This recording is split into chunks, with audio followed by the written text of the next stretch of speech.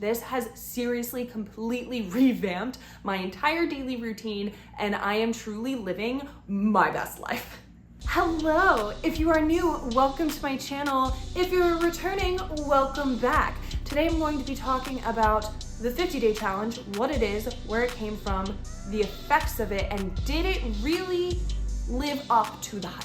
Let's talk about it. First of all, if you haven't already, please hit that subscribe button, ding dong the notification bell, and maybe leave a comment down below. Ask some questions. What is the 50-day challenge? I've now done it 2 times. I think I can say I have a pretty good idea of what it is and how it works. I actually teamed up with another YouTuber earlier to discuss what the 50-day challenge is, so I'm just going to put that clip here. The 50-day challenge, or Project 50, originated as more of like a fitness and like wellness challenge. It popped off on the internet and became very trendy a couple years ago, but I can't figure out who the original creator is, so if someone knows, I would love to know. A ton of people have covered it. It seems to still be pretty popular a couple years later. Basically, the challenge is you have to follow 7 rules for 50 days straight. And those rules are: 1, wake up before 8 a.m. every day, and it has to also include having 6 hours of sleep. 2, do your morning routine every single morning, and the rule around that is your morning routine must consist of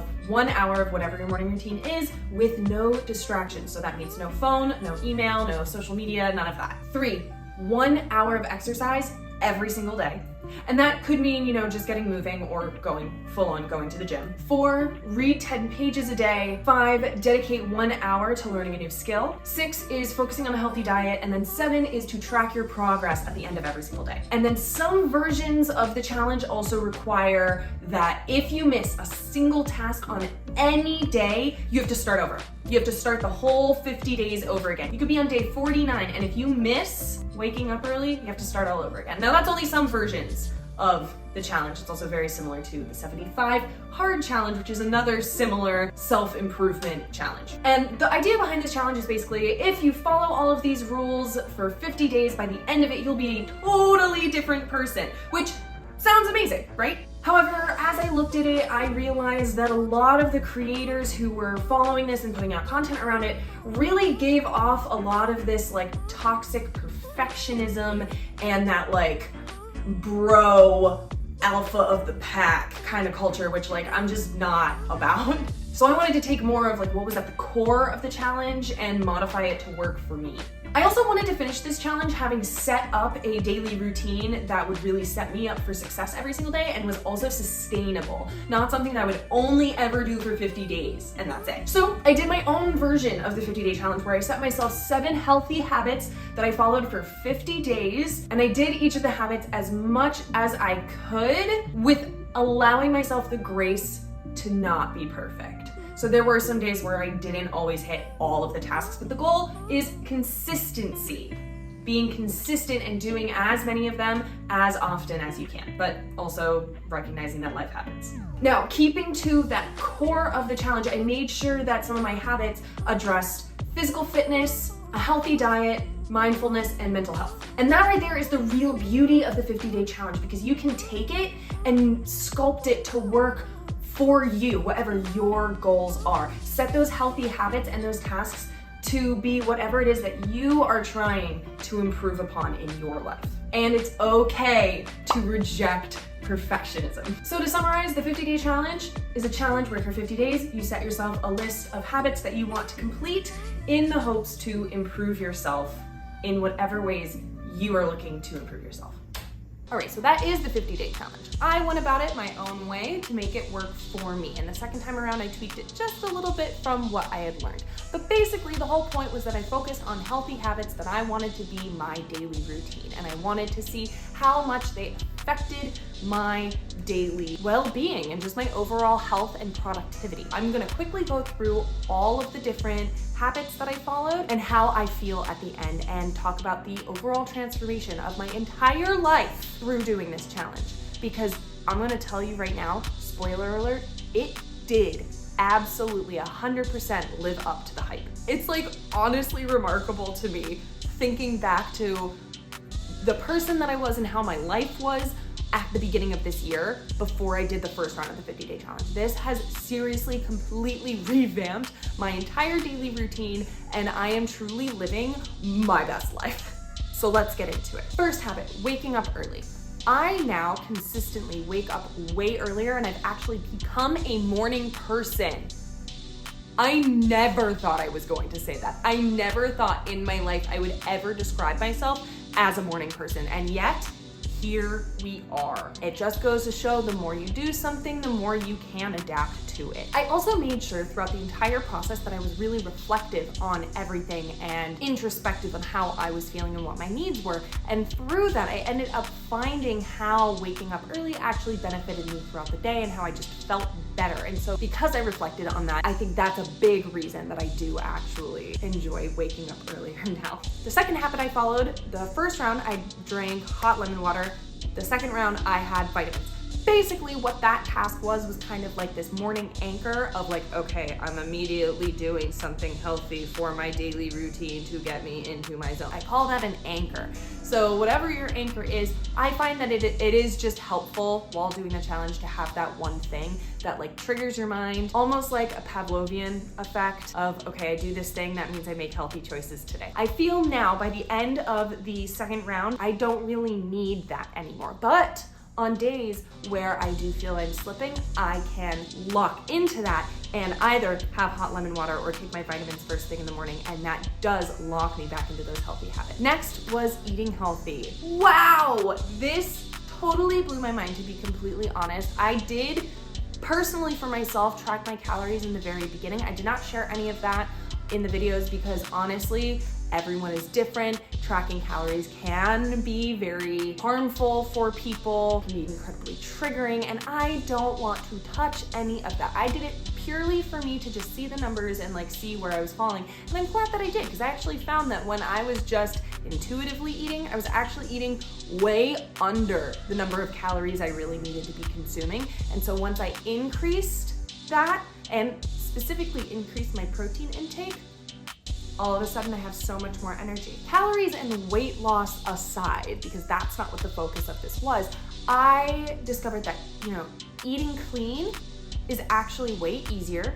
I really enjoy it. I think it's more fun because your food is more colorful and it just fuels me better.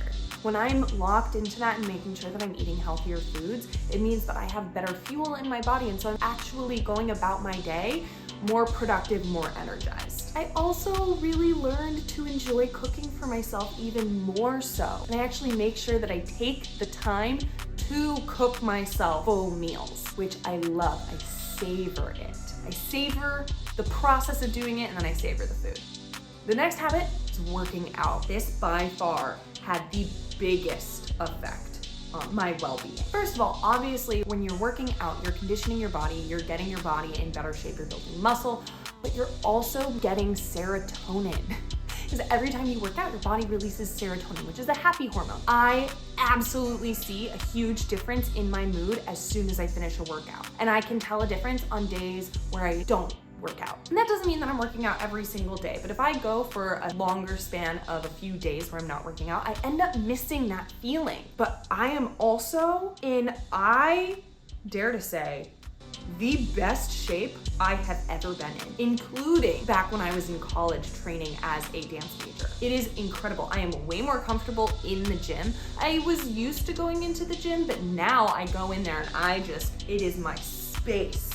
Because women can feel very intimidated by going into the gym because it does give off this sense of a very masculine male dominated space. And that can be uncomfortable, but believe me, if you feel that way, trust me, just start doing it more and it becomes your happy place. It is now my happy place. But I've gotten stronger, and I'm not even gonna lie, I have absolutely lost weight. I'm not gonna get into any of the numbers because again, trigger warning, we don't want to focus on weight loss, and no, you do not need to be any sort of number on the scale in order to be beautiful or have value society. But talking about it, yes, I absolutely have dropped weight, and purely from just adjusting a few habits, being more active. Yes, also eating more clean, but I also mentioned earlier, I'm eating more than I was before. So I just feel incredible. The next one, drinking water. I can preach about this for hours. Drinking more water helps your energy levels, clears your skin, you'll lose weight, you'll sleep better, you'll have better digestion. Like, the water of life is water. It is amazing. I can't say enough good things about it. Just increase your water intake and thank me later. That's it.